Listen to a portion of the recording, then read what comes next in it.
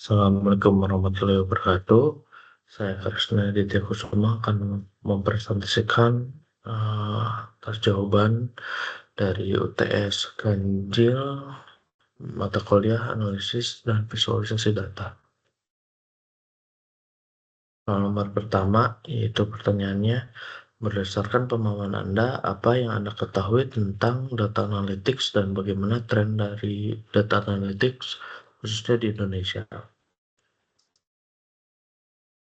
Jadi, data analytics adalah proses menganalisis data untuk menemukan pola tren dan wawasan yang dapat digunakan dalam pengambilan keputusan.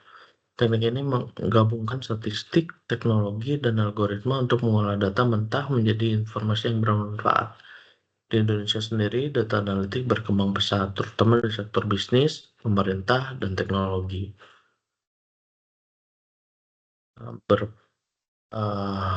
Berkembang pesatnya ini salah satunya adalah yang pertama penggunaan big data. Jadi sepertinya semenjak pandemi ya. Jadi banyak perusahaan seperti e-commerce atau perbankan ini menggunakan big data untuk memahami perilaku konsumen dan meningkatkan layanan. Yang kedua ada cloud-based analytics. Jadi cloud-based analytics ini solusi berbasis cloud yang mulai diadopsi karena lebih fleksibel dan efisien dalam mengolah data. Yang ketiga peran pemerintah. Jadi pemerintah ini memanfaatkan data analitik untuk program nasional seperti e-government atau monitoring pandemi. Ya, jadi contohnya waktu kita pandemi. Yang keempat, kebutuhan tenaga ahli. Permintaan terhadap profesi seperti data scientist dan data analis ini meningkat pesat. Yang terakhir adalah integrasi AI. Ya, data analytics semakin dipadukan dengan kecerdasan buatan seperti dalam personalisasi iklan dan prediksi pasar. Selanjutnya ada soal nomor 2. Pertanyaannya, dalam data analytics terdapat 4 jenis utama yaitu descriptive analytics, diagnostic analytics, predictive analytics, dan perspective analytics. Apa yang Anda ketahui dari 4 jenis utama dari data analytics tersebut? Memberikan sebuah contoh studi kasus yang berkesinambungan dari mulai deskriptif sampai perspektif analytics.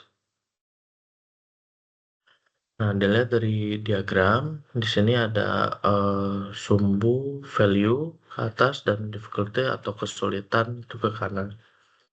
Jadi secara general, descriptive analytics itu adalah what happened. Jadi apa yang terjadi menurut data historis ya. Jadi jenis descriptive analytics ini adalah jenis analitik yang fokus pada menjelaskan apa yang sudah terjadi berdasarkan data historis. Inilah di tahap awal dalam memahami data, misalnya perusahaan e-commerce ini menganalisis data penjualan bulan lalu untuk melihat produk mana yang paling laris. Itu descriptive analytics ya. Selanjutnya adalah diagnostic analytics. Nah, diagnostic analytics ini adalah what did it happen atau why it happened. Kenapa sesuatu ini terjadi gitu ya. Jadi setelah kita mendapatkan hasil dari descriptive analytic, selanjutnya diagnosis analitik ini menggunakan teknik seperti drill down atau analisis korelasi. Contohnya, perusahaan e-commerce memeriksa beberapa produk tertentu lebih banyak terjual, mungkin karena adanya diskon atau promosi khusus. Yang ketiga adalah predictive analytic atau what will happen. Jadi kita memprediksi apa yang akan terjadi, gitu ya.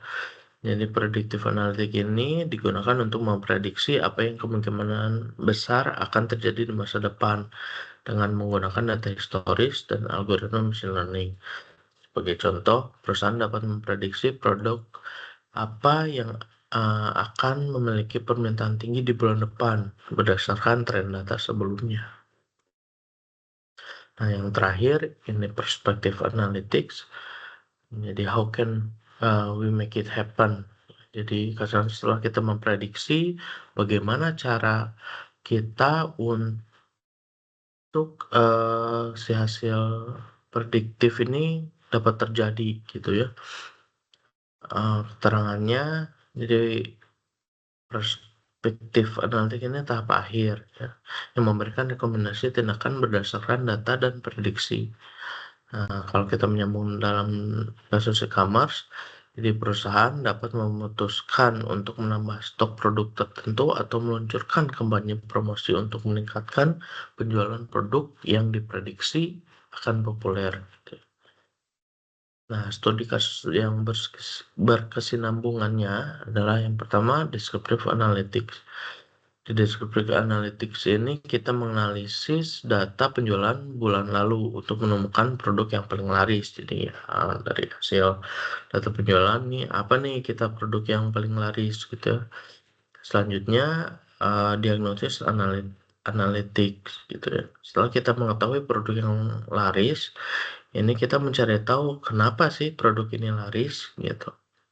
Nah, dalam kasus ini misalkan ternyata ada diskon atau promosi. Nah, selanjutnya predictive analytic itu memanfaatkan tren untuk memprediksi produk yang akan laris di bulan depan. Jadi kita misalnya sudah ada data penjualan selama setahun gitu, setahun ke belakang. Jadi di bulan Desember ini di tahun lalu itu apa sih yang paling laris gitu ya. Nah, itu kita bisa memprediksi itu based on data historis dan machine learning tadi penjelasannya. Nah, selanjutnya yang terakhir adalah prescriptive analytics. Jadi berdasarkan prediksi tadi, perusahaan memutuskan untuk menambah stok dan membuat kampanye yang lebih gitu ya untuk mempromosi produk yang akan diprediksi laris gitu ya. Itu. Nah, selanjutnya soal nomor 3. Pertanyaannya, seperti yang sudah diketahui, data analis adalah posisi dari pekerjaan dalam bidang data analytics. Tetapi apa sebenarnya yang dilakukan data analis dalam keseharian aktivitas dalam bidang kerjanya? Skill atau kompetensi seperti apa yang dibutuhkan dan bagaimana prospek posisi atau pekerjaan ini menurut Anda dalam 5 tahun ke depan? Untuk yang pertama, hal-hal yang dilakukan data analis ini di kesehariannya adalah yang pertama, mengumpulkan data dari berbagai sumber. Berbagai sumber ini bisa jadi dari database internal, atau aplikasi bisnis, atau API third party gitu ya. Yang kedua adalah cleaning data atau membersihkan data mentah.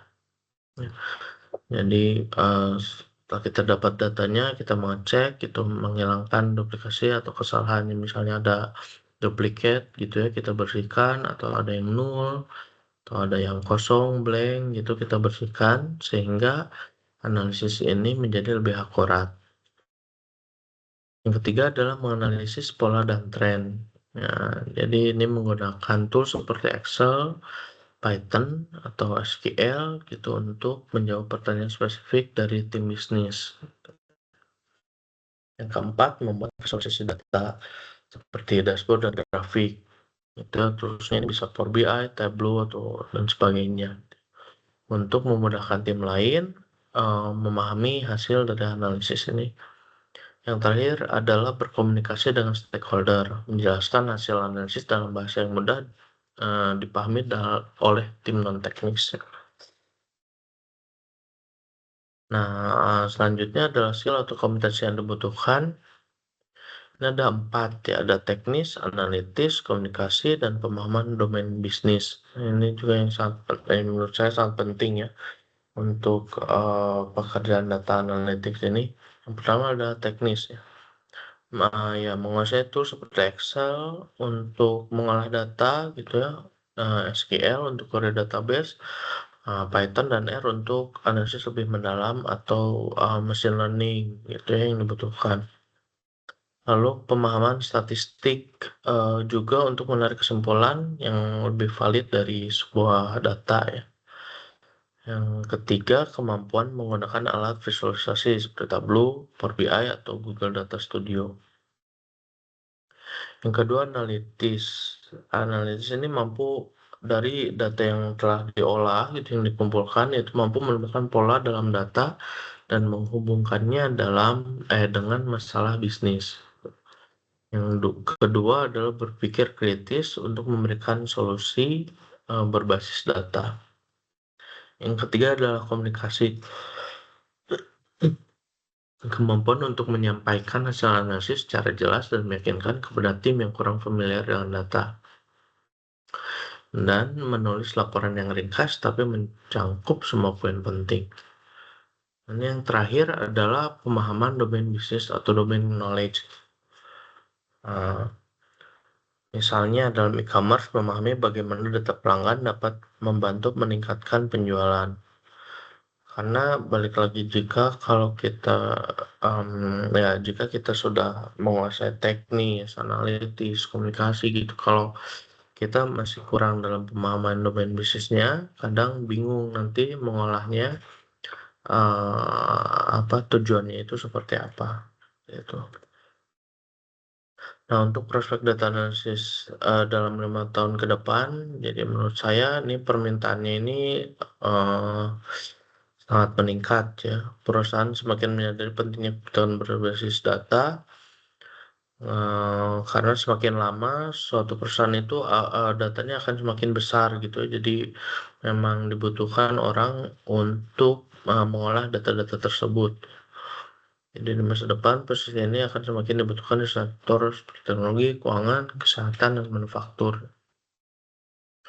Yang kedua adalah integrasi teknologi baru. Jadi dalam 5 tahun ini data analis tidak hanya bekerja dengan dataset biasa, tetapi juga dengan big data dari teknologi IoT atau AI. Yang ketiga adalah peluang karir yang luas. Jadi data analis ini dapat berkembang, ya next step-nya dari data analis ini bisa jadi data scientist, business intelligence analyst, atau bahkan data strategis. Jadi dengan memperluas skill di bidang machine learning dan cloud computing. Yang keempat adalah kebutuhan lokal dan global. Di Indonesia, digitalisasi bisnis ini meningkat pesat sehingga membutuhkan data analis menjadi salah satu profesi yang paling dicari. Keempat, yaitu pertanyaannya, data analytics dan business intelligence adalah dua istilah yang berkaitan tetapi tidak sama. Bagaimana Anda menjelaskan statement tersebut? Berikan contoh studi kasus keterkaitan antara data analytics, business intelligence pada sebuah proses bisnis di industri. Jadi perbedaan data analytics dan business intelligence ini adalah, yang pertama, data analytics ini fokusnya adalah dia menganalisis data untuk menemukan pola, tren, dan wawasan yang mendalam. Yang kedua menggunakan teknik statistik, machine learning, dan algoritma prediktif tadi ya. Ketiga seringkali bersifat eksploratif. Jadi karena dia ada diagnostik, jadi mencoba menjawab mengapa sesuatu terjadi atau apa yang akan terjadi, prediktif tadi yang di masa depan. Contoh toolsnya yaitu Python, R, atau Jupyter Notebook. Nah, sedangkan business intelligence sendiri adalah fokusnya adalah hanya pelaporan dan visualisasi data untuk mendukung pengambilan keputusan berbasis historis. Dia lebih bersifat deskriptif, membantu menjawab apa yang telah terjadi dan bagaimana kondisinya saat ini. Sering digunakan oleh manajer untuk pelaporan rutin. Contoh alatnya Tableau, Power BI, Google Data Studio. Jadi kalau dilihat, balik lagi ke nomor 2 itu di descriptive analytics ini DBI atau business intelligence. Nah, diagnostik analitik, prediktif, dan perspektif analytics ini biasanya dikerjakan oleh data analytics.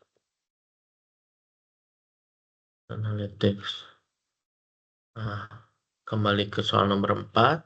Jadi misalnya di sini saya mengambil studi kasus industrinya e-commerce. Proses bisnisnya adalah optimalisasi penjualan.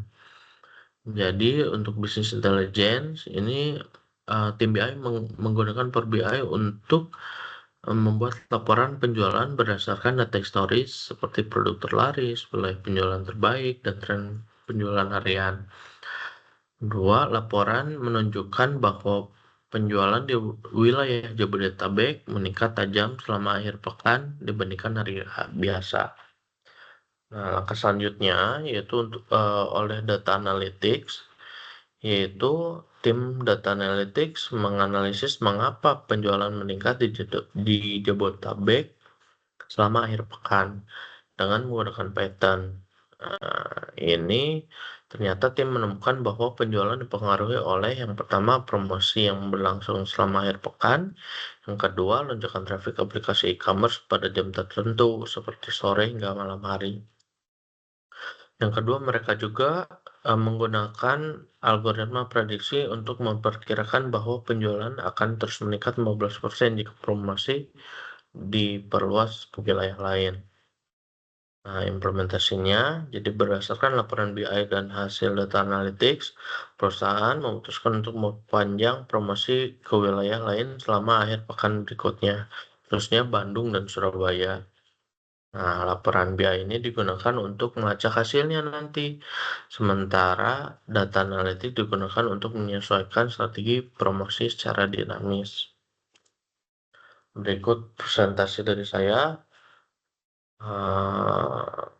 Terima kasih. Wassalamualaikum warahmatullahi wabarakatuh.